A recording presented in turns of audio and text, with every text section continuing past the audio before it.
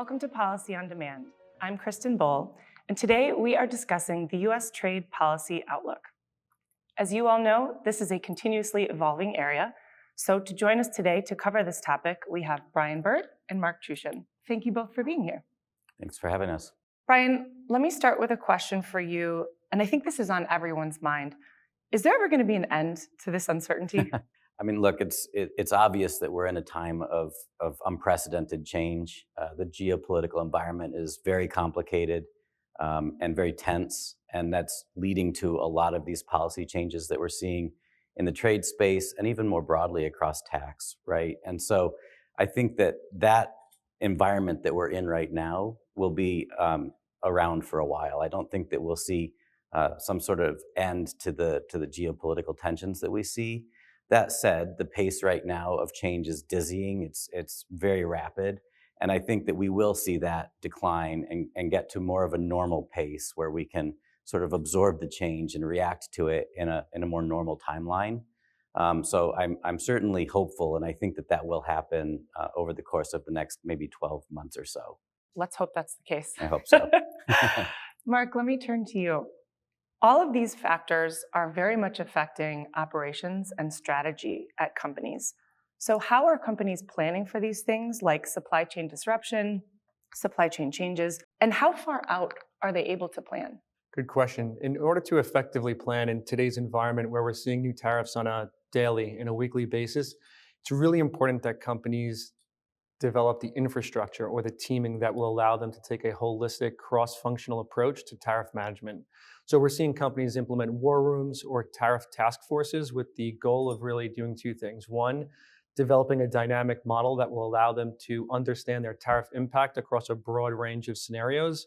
And second, to identify the different tariff mitigation options that are available. And they need to do that at the functional level. So really kind of looking across the business at all the different levers that may be available so that they truly understand what are the upstream and the downstream implications of all of those decisions.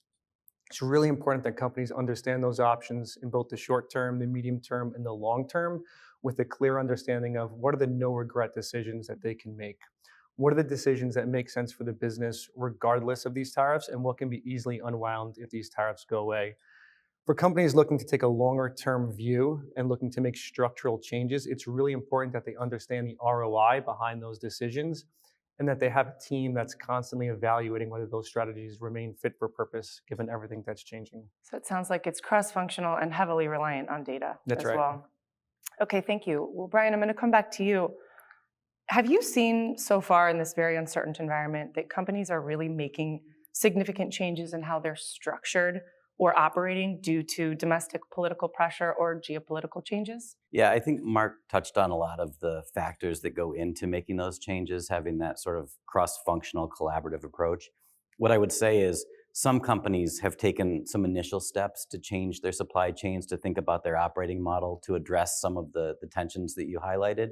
But I would say most companies that we talk to are sort of in the early stages of figuring out what their next phase looks like as an organization, right? What should their supply chain look like, be fit for purpose with some of these regulatory changes that we're seeing and some of the geopolitical pressures that we're seeing.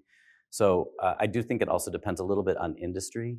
Certain industries have been a little bit more quick to respond because they've been dealing with some of these pressures for longer. And other industries are maybe a little bit newer to the party in terms of having to address some of these things. So I think it depends a little bit on industry.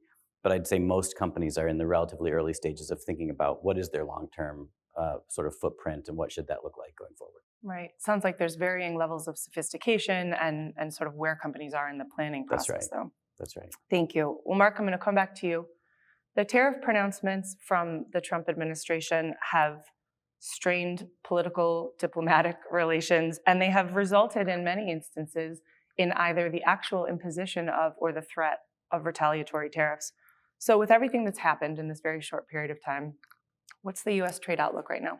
Trump has made a number of announcements around sweeping tariffs against all of our major trading nations, right? He's already laid the groundwork by implementing the America's First Trade Policy. We've seen the reciprocal tariff plan. We've seen the announcement of sector-specific tariffs, again, and the groundwork in terms of laying the foundation for different trade mechanisms to actually enact these tariffs has also been laid.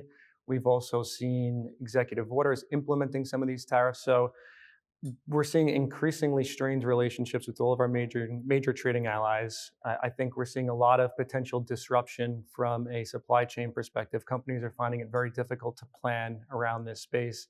And I think the overall sentiment is that we're going to see continued uncertainty and just general volatility, really, until we get a better sense for exactly what's going to happen. But just so it's not all doom and gloom, there's also opportunity out there as well. That's right. Right. That's right. Okay, I'm going to come back to both of you here with our final question. Brian, where do you see U.S. global and other, including tax policy, going in the next year? Yeah, that's a great question. I mean, we've obviously been focusing on tariffs for this discussion, but there are other changes that have been implemented outside of the U.S. Maybe the most notable is the OECD's Pillar 2 initiative, which has been adopted by a number of countries outside the U.S. Within the U.S., we also have the Tax Cuts and Jobs Act extension that is high on the list of priorities for the Republicans this year.